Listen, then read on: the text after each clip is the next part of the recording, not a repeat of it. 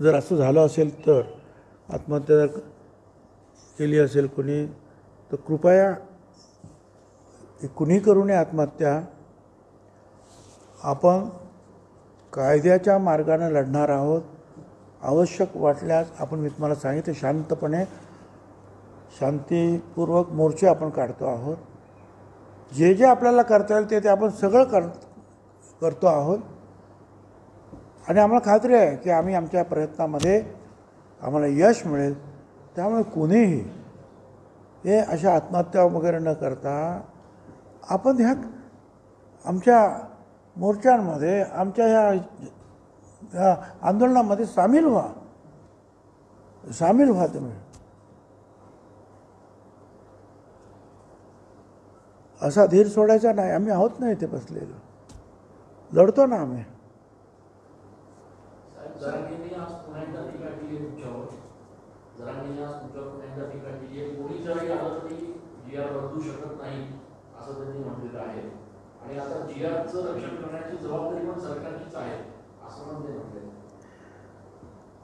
त्यामुळे कोणी ते बदलू शकत नाही म्हणून म्हटलं ना बाबा, अजून जरांगेशाही यायची आहे, अजून सुप्रीम कोर्टामध्ये पण ती लागू व्हायची आहे. ते अजून नाही ना, ते अजून ह्या खालच्याच कोर्टात आहे, मॅजिस्ट्रेट कोर्टात, तर तिकडं कुठे जाईल ते. त्यामुळे बघू आम्ही काय करायचं ते. कुणबी समाजाला आरक्षण देण्यास आमचा विरोध नाही. कुणबी समाजाला आरक्षण देण्यास आमचा विरोध नाही. मराठा समाजाला स्वतंत्र आरक्षण देण्यास आमचा विरोध नाही. मराठा समाजाला स्वतंत्र आरक्षण द्यायला आमचा आग्रह आहे आणि त्याप्रमाणे तो 10% त्यांना दिलेला आहे. पुढे जो जी आर काढण्यात आला त्याच्यामध्ये शब्द बदलण्यात आले. सुरुवातीला पात्र म्हटलं गेलं, नंतर थेट मराठा समाजाच्या शब्दाचा उल्लेख केला. खरं तर अत्यंत गंभीर स्वरूपाची ही बाब आहे. सुरुवातीला वेगळं करण्यात आलं, नंतर त्यांच्या मागणीनुसार ते बदलण्यात आलं. सरकार कोणाच्या दबावाखाली हे सगळं करायला लागलं? आता हे तुम्ही बघितलं नाही का त्या दिवशी जो मुंबईमध्ये 4 दिवस जे अख्ख्या जनतेला वेठीस धरण्यात आलं होतं, काय चाललं होतं? ट्रॅफिक बंद, सगळं बंद. तिथली बस सर्व्हिस बंद झाली. काय काय झालं आहे तुम्हीच दाखवलं ना राव. आणि हा पात्र शब्द तुम्हाला काय नडला? तो शब्दसुद्धा नको. एवढी तुम्हाला क्लॅरिटी पाहिजे की ह्या समाजाला डायरेक्ट देऊन टाका. साहेब, काल मुंबईची बैठक झाली तर तुम्ही चांगली काहीतरी सुरू झाल्याचं बघायला मिळालं आणि त्यानंतर तुम्ही आणि फडणवीसांनी एकत्रित मुंबई प्रवास देखील केला. त्यामुळे की कुठेतरी काय चर्चा झाली नाही की तुम्हाला कल्पना आहे, तुम्ही नाशिकच्या आहात, तुम्हाला निदान बाकीच्याबद्दल मी म्हणणार नाही, पण तुम्हाला माहिती आहे की आपण 12-13 वर्षापूर्वी हे जे काही इलेक्ट्रिक वस्तू निर्माण करणाऱ्या मोठ्या कंपन्या आपल्याकडे आहेत आणि त्यांना परदेशात पाठवायचं असतात तुम्हाला, पण तो जर पाठवायचं असेल तर त्यांना सर्टिफिकेट लागतं. ते सर्टिफिकेट मिळतात हे बँगलोर, हैदराबाद, भोपाळ.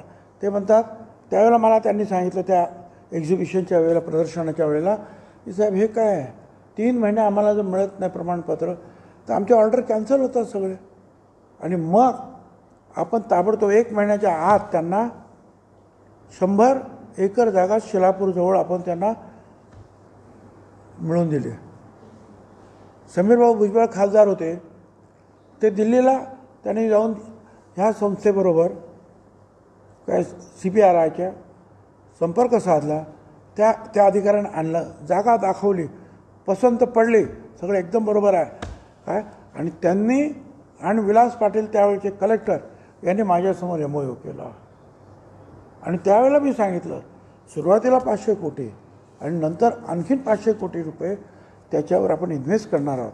आता तर ते जादा इन्व्हेस्ट ते होणार आहे आणि त्याच्यातून शेकडो नोकऱ्या ज्या आहेत आपल्याला मिळणार आहेत. आणि म्हणून त्याचं उद्घाटन काल होतं ते मी स्वतः मनोहरलाल खट्टर साहेब जे मंत्री आहेत ऊर्जा खात्याचे, दिल्लीमध्ये त्यांना पत्र पाठवलं होतं. त्यांनी मला 2 वेळा त्यांचा फोन आला आणि त्यांनी सांगितलं मी येतो आहे. आता ते येणार आहे म्हटलं, मला मुख्यमंत्र्यांना तर माहिती पाहिजे, कळवायला लागत, तिथे कळवणार, तर मी पण कळवलं. तर म्हटलं आता कसं काय करायचं. आणि ओबीसी कमिटीची मीटिंग तुम्ही ठेवलेली आहे. तुम्ही काय अकराची मीटिंग आहे, मी जाणार आहे, माझ्याबरोबर चला विमानामध्ये, मी घेऊन जातो तुम्हाला. पण मी त्यांच्याबरोबर काय अबोला धरलेला नाही, मी कुणाशीच अबोला धरलेला नाही. माझं भांडण मुख्यमंत्र्यांशी नाहीच नाही, कुठल्याही मंत्र्यांशी माझं भांडण नाही आहे. माझं भांडण ह्या परिपत्रकामध्ये असलेल्या वाक्य, शब्द, त्याचा अर्थ आणि त्यामुळे निर्माण होणारा गोंधळ आणि अन्याय याच्यासाठी माझं भांडण आहे. लोकसभा निवडणूक होती, त्यानंतर विधानसभा निवडणूक आली, त्यावेळेस मराठा आरक्षणाचा मुद्दा हा पुढे आला होता. आता विधानसभेनंतर काही काळ थांबला.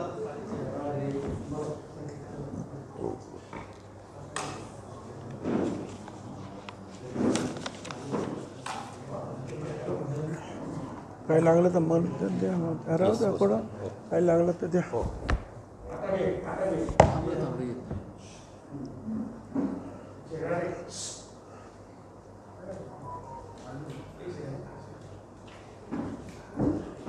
अरे काय जुने पुराणे वापरतात.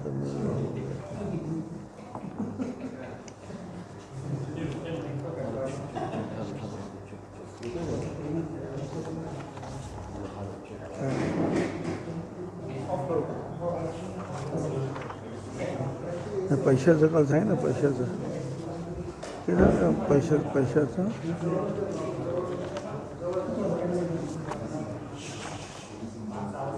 एक 1 पेज सांगा. हां, जाऊ दे, ठीक आहे. झालं का सांगा रे मला. अरे याला द्या रे नवीन आणून.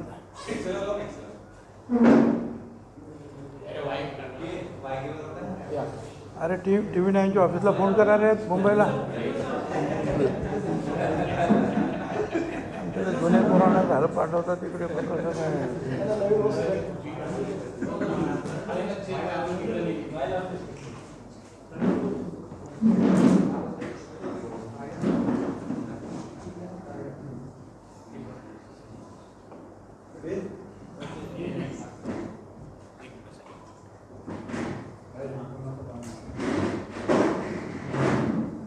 NDTVचं पण झालं का? सगळे जुने TV सगळे असेच. हां बरं, बोला. कोण आहे कॅप्टन? कोण आहे? अरे कॅप्टन एकच असतो राव, 2-2 लोकांचे परत ते. थोड्या वेळापूर्वी मुख्यमंत्र्यांची प्रेस झालेली आहे, त्यामध्ये ते म्हटले की ओबीसी नेत्यांनी मराठा आरक्षणाचा GR एकदा वाचावा, त्यामध्ये कुठेही सरसकट असा उल्लेख नाही. मी मुख्यमंत्री फडणवीस यांचा आदर करतो. त्यांचा हेतू चांगला असेल, त्यांचा अभ्यासही जास्त आहे, परंतु ज्या पद्धतीनं त्याचं ड्राफ्टिंग वगैरे झालेलं आहे याचं अनेक आम्ही माहितगार जे त्यातले विधिज्ञ आहेत, जे वकील आहेत, त्यांना विचारतो त्यावेळेला त्यांचं हेच म्हणणं आहे की हे फार अडचणीचं होणार आहे. एक तर त्यांनी सरळ म्हटलेलं आहे, म्हणजे अगोदर एक तुम्ही सगळ्यांनी TVला आम्ही जे दाखवलं आम्ही ते पाहिलं. पहिला GR त्यांच्या हातात दिला त्यावेळेला एक शब्द होता, मराठा समाजांच्या पात्र व्यक्तींना मराठा कुणबी प्रमाणपत्र मिळण्यासाठी काय करायचं असं आहे. तुमच्याकडे सुद्धा एक कॉपी आहे. 1 तासाच्या आत जरांगे यांनी सांगितलं की हा पात्र शब्द काढून आणा आणि दुसरा GR घेऊया. मंत्र्यांना तिथेच बसवलं आणि हा दुसरा GR निघाला, ज्याच्यामध्ये पात्र हा शब्द गेला आणि सरळ लिहिलं मराठा समाजाच्या व्यक्तींना पात्र. मग याच्यातून काय समजायचं? आणि स्वतः जरांगेने सांगितलं, मी स्वतः सगळं बरोबर करून घेतलेलं आहे, दुरुस्त करून घेतलेलं आहे. 3 कोटी लोक आता झालेले आहेत, मराठा समाजाचे सगळे कुणबी झालेले आहेत. आणि पुढं असं जे आहे की ते म्हणतात की कुळातील नातेसंबंधातील, नातेवाईक नाही, नातेसंबंध आणि नातेवाईक यात फरक आहे. नातेवाईक म्हटल्यानंतर तो ब्लड रिलेशनमध्ये जातो. नातेसंबंध म्हणजे कोणाचा नातेसंबंध संबंध त्याच्याबरोबर झाला, त्याची पत्नी ती आहे, त्याची पत्नी ती आहे, त्याने काही कुठे पण ते लांबू नातेसंबंध हा शब्द आहे. आणि कोणी असं प्रतिज्ञापत्र दिल्यानंतर जर मराठा समाजाला आपण जर ओबीसी ठरवायला लागलो तर ते जे सुप्रीम कोर्टाच्या जे काही आतापर्यंतचे जे काही फाइंडिंग्ज आहेत, आयोगाच्या फाइंडिंग, 4 आयोग ओबीसी समाजाचे, त्यांच्याकडे मराठा समाज गेला, खत्री आयोग, बापट आयोग, सराफ आयोग वगैरे, त्यांनी सांगितलं की मराठा समाजाला देता येणार नाही. गायकवाड आयोगाने सांगितलं की मग द्यावं म्हणून ते सुप्रीम कोर्टापर्यंत गेलं आणि सुप्रीम कोर्टाने जे आहे त्याच्यामध्ये जे निर्णय दिले ते अगदी स्वच्छ आहेत. त्याच्यामध्ये त्यांनी जे म्हटलं की वरच्या जे काही फाइंडिंग्ज आहेत ते सगळं पाहता ज्या काही ह्या प्रशासकीय क्वालिटीज आहेत, सिस्टीम आहे, त्याची परिणिती काय आहे ते आपण सगळी ठिकाणी म्हणजे ओव्हरऑल आपली जी सिस्टीम ज्या पद्धतीने काम करते विचित्र पद्धतीने त्याचा हा भाग आहे. मी दुसरा शब्द वापरत नाही, ते कळलं असेल तुम्हाला. Elements are not rare which entertain and request and deliberative issue false caste certificate म्हणजे मुद्दाम ते दिले जातात, जाणून दिले. This means like different forms of corruption, हे वेगळं एक करप्शन आहे, has become more and more threatening, ते घातक होत चाललेले आहेत. In certain advice the commission has advised the central and state government how this menace could be avoided, but false caste certificate and false caste identities based on them cannot change the reality of caste. एक खोटी certificate जात बदलू शकत नाही. याच्यात थोडक्यात सांगा. In view of the above facts and position, the bench finds Maratha is not the socially backward community. Socially, सामाजिकरित्या मराठा कम्युनिटी ही मागास नाही, but is a socially advanced and prestigious community, and therefore the request for the inclusion of Maratha in the central list of, मग त्यांनी ते सांगितलं की परत ते काही शक्य नाही, करणार नाही. आता पुढे एक आणखी वाक्य ठेवलं. Political dominance cannot be ground to determine social and educational backwardness of the community. राजकीय दबावापोटी जे आहे हे काही तुमचं सोशली मागासवर्गीय आहे हे ते ठरवू शकत नाही.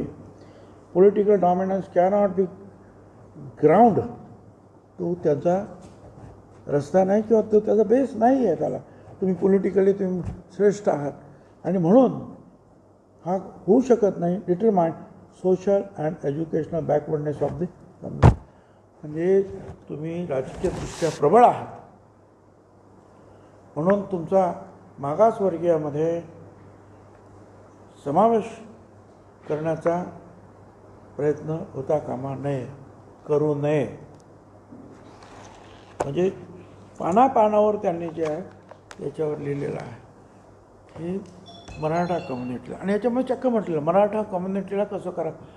मराठा कम्युनिटीला असं आहे, शिंदे कमिटी आली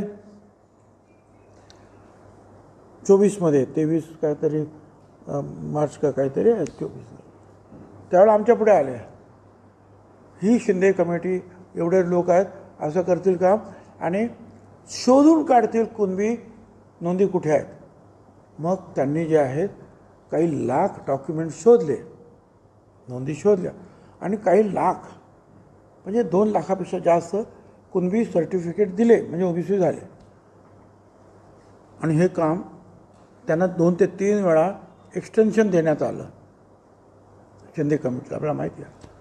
आणि ते काम संपलं आणि तो अहवाल त्यांनी मंत्रिमंडळात सादर केला. तो अहवाल मंत्रिमंडळाने स्वीकृत केला. म्हणजे आता शिंदे कमिटीचं काम तसं संपलं. आणि 2 वर्ष एवढी सगळी मंडळी जी आहेत ते त्या हैदराबाद, तेलंगण तिकडे सगळीकडे जाऊन शोधत होते काय काय आहे ते. मग आता हैदराबादचं काय आहे, आता एवढं सगळं केल्यानंतर हैदराबाद येतच कुठून, आता कशासाठी आलं आहे, तर त्यांनी सांगितल्याप्रमाणे कुणबी नोंदी शोधायचं काम. आता ज्यांना मिळाल्या नाहीत कुणबी नोंदी त्यांच्यासाठी, जे मराठा आहेत त्यांच्यासाठी हा नवीन रास्ता शोधलेला आहे असं आमचं म्हणणं आहे. साहेब, या संदर्भात तुम्ही उपसमितीची जी बैठक झाली त्याच्यात देखील तुम्ही या संदर्भात नाराजी व्यक्त केली होती. आपल्याकडे सूचना आता नेमक्या सरकारला काय करण्यात येत आहे किंवा काय नेमकं सांगण्यात येत आहे? काय सरकारला आपल्याकडे या संदर्भात नाही, आम्ही जे आहे मी तर स्वतः आमच्या आपल्या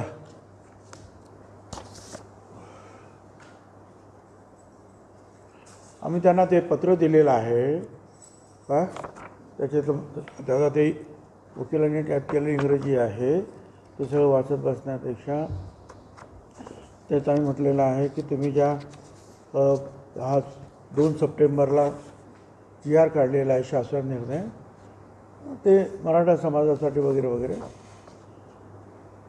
तर हा निर्णय घ्यायच्या अगोदर माध्यमामध्ये आलेल्या बातम्या आणि तत्कालीन जी परिस्थिती पाहता घाईघाईत एका समाजाच्या दबावाखाली मंत्रिमंडळासमोर न ठेवता हरकती 2000 सालच्या अधिनियमात रिलेटिव्ह नातेवाईक याची व्याख्या स्पष्ट करण्यात आलेली आहे. रिलेटिव्ह म्हणजे काय, नातेवाईक म्हणजे काय, इथे हा शब्द नाही वापरला. काय वापरला, रिलेशन. आणि मग हा नातेसंबंध, रिलेशन हा अतिशय अस्पष्ट, त्यात पितृकुळ, मातृकुळ, दत्तक या सर्वांचा समावेश होऊ शकतो. त्यामुळे दूरच्या शेकडो लोकांच्या शपथपत्राच्या आधारे जात निश्चित केले जाऊ शकते, हे धोकादायक आहे. तसेच कुळ या शब्दाचा उल्लेख देखील केलेला आहे, परंतु कुळ या शब्दाची कोणतीही स्पष्ट व्याख्या नाही, त्यामुळे गोंधळ वाढणार. केवळ शपथपत्राच्या आधारे जातीचा निर्णय घेणे हे भारतात कुठेही मान्य नाही. आरक्षणासारख्या संवैधानिक विषयावर अशा प्रक्रियेचा अवलंब करणे धोकादायक आहे.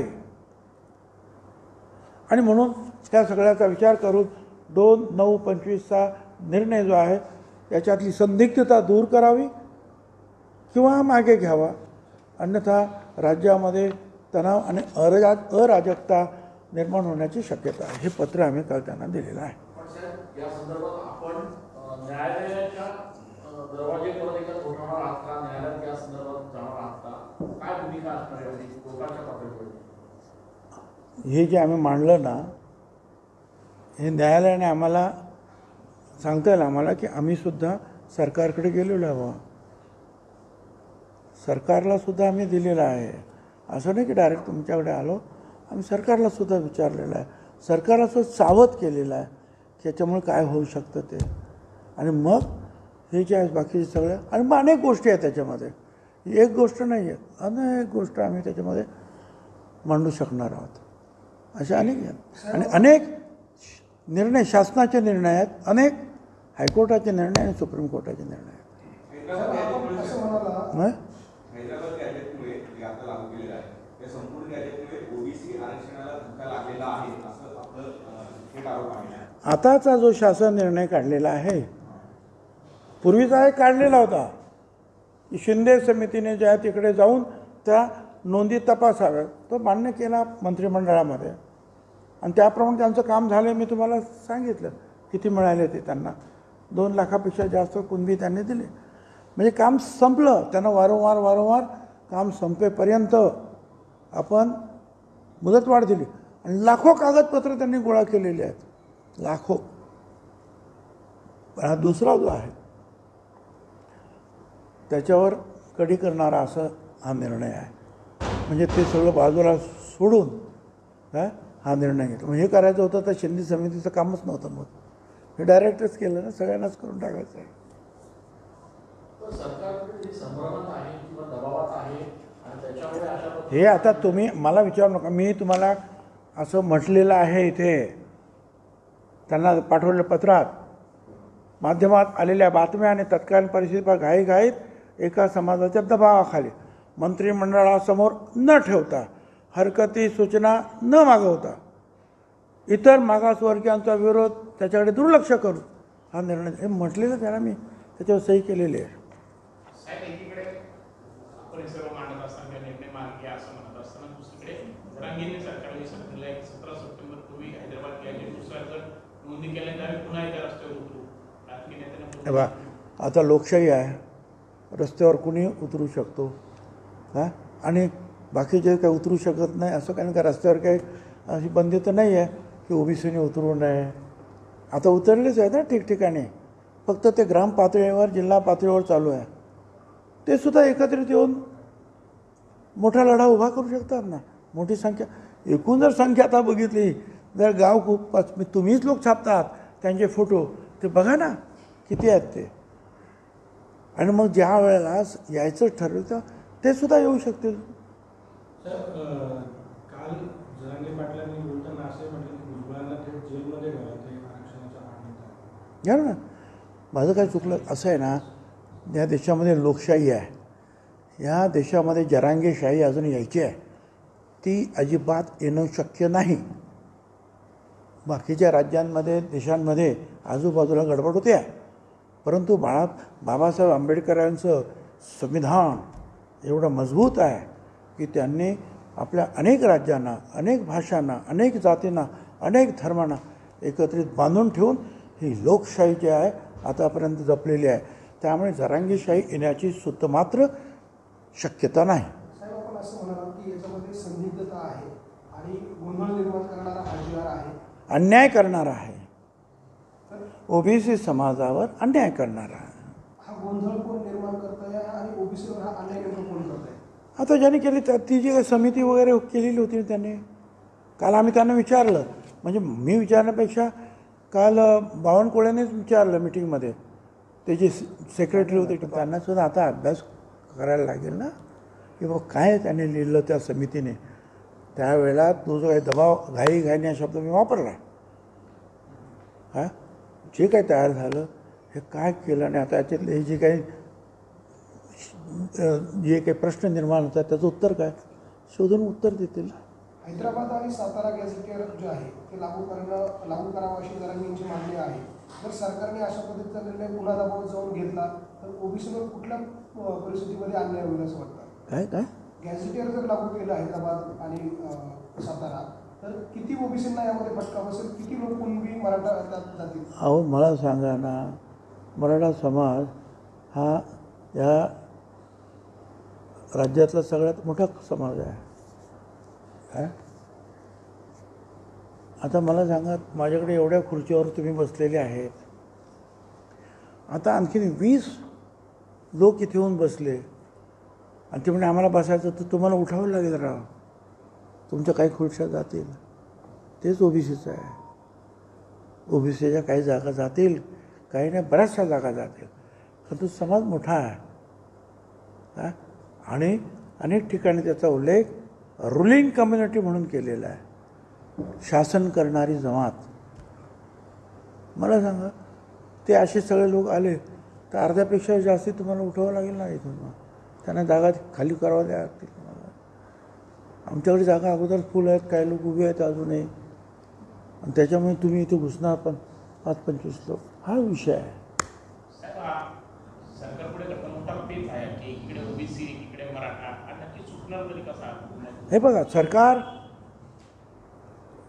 कुठल्याही दबावाखाली, कुठल्याही प्रेशरखाली, कारण आम्ही शपथच ती घेतो की आम्ही जे मंत्रिपदाचं काम करू, कुठली फिअर अँड फेवर, कुठलीही भीती आम्ही बाळगणार नाही. भीती काय आणि फेवर, आणि कोणाला मदतसुद्धा अशी करणार नाही. आता मग असे मोर्चे आले, त्यांना तुम्ही घाबरले आणि मग चुकीचे निर्णय घेतले, तर मग याच्यावर हजारो केसेस झालेल्या आहेत हिंदुस्थानामध्ये, सुप्रीम कोर्टापर्यंत. हे सगळे तुम्ही बाजूला ठेवणार आहात का? मोडून काढणार का? ते नाही मोडू काढू शकला तुम्ही. प्रवीण गायकवाड असं म्हणतात की कोण?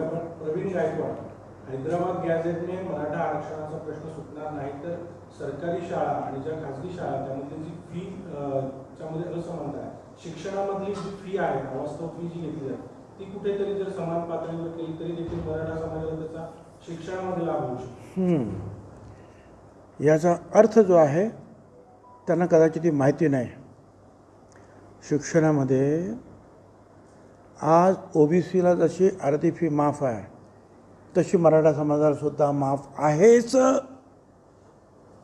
एवढंच नाही, या समाजाला जे आहे आतापर्यंत जे आहे त्यांच्या ते सारथीच्या कार्यालयासाठी 2,548 कोटी रुपये देण्यात आलेले आहेत. कार्यालय त्यांची जी वसतिगृह बांधायची आहे त्याला 1,300 कोटी रुपये देण्यात आलेले आहेत, मुलांची वसतिगृह.